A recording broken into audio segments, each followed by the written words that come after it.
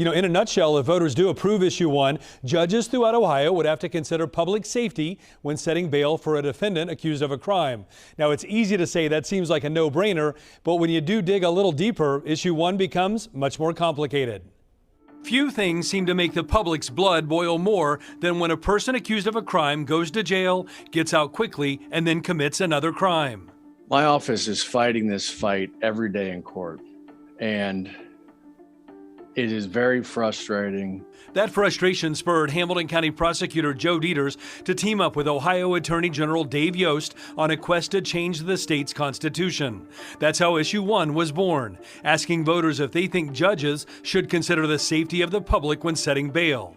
It's a different approach to bail reform, since a January ruling by Ohio's Supreme Court said the purpose of bail is not for safety, rather it's to make sure defendants show up for their next hearing. So you know what we're doing?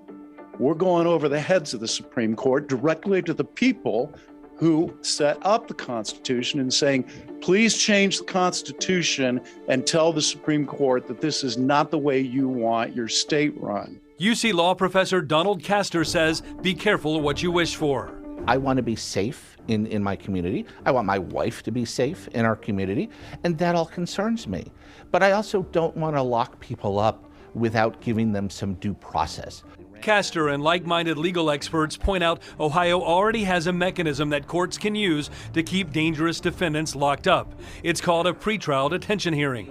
To better understand the process, I observed a detention hearing for a man accused of rape. It involved a long day of graphic testimony. The DNA evidence is clear and convincing evidence to me. Before the judge decided to revoke the man's bond, keeping him in jail until his trial.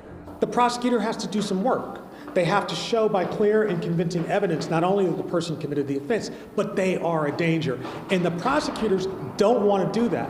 One of the other concerns is that right now, the Ohio Constitution says that the Ohio Supreme Court makes the rules that courts have to follow in criminal cases, including decisions about bail. Issue 1 would change that dynamic, putting considerations about bail in the hands of lawmakers. And I think this is going to solve a lot of things we have going wrong in the justice system. In this instance, what's wrong with the system seems squarely in the eye of the beholder. If issue 1 passes, it'll mean that judges can use bail as a means to keep people locked up. They can set $1 million, $5 million bail, some bail that a person can't make. Now, since the ruling in January that changed the way judges set bail in Ohio, I've noticed an increase in the number of detention or no bond hearings locally. In the case that I observed, I told you about, where the defendant's bond was revoked, a jury later found that man not guilty. Todd Dykes, WLWT News.